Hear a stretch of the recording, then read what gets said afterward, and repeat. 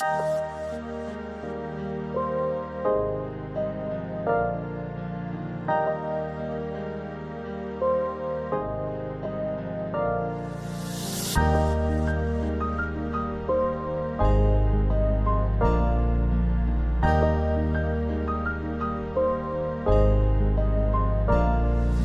korela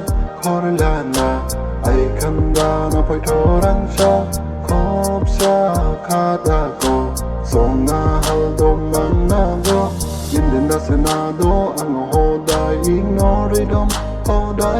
dai na go kumun man o solo ang pasedo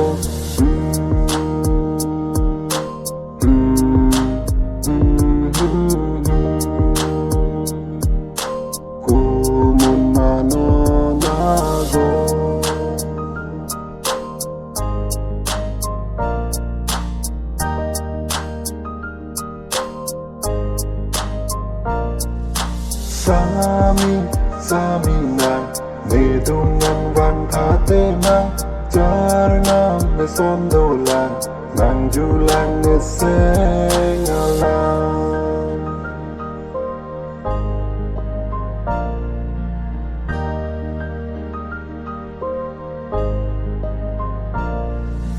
Kopi sinan ne pan nang ignore red mama lam so ne duang tha nang chomจากนางเลยจุงพาเรนางเลยเนพันอา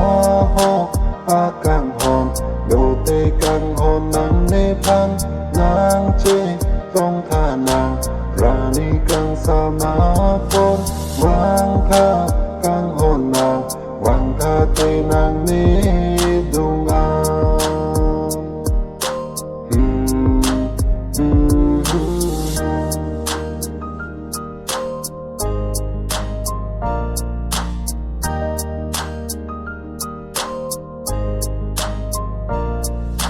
Kenananya lajinananya angoi korlana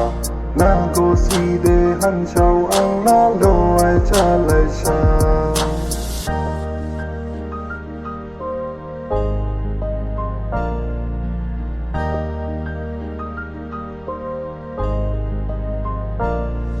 O korlana ai kanda na pai thorang sha khop sha khada ko sona hal do manna ko sami na le dungan bang thate nang charna me som do lang lang ju lang ne se ngala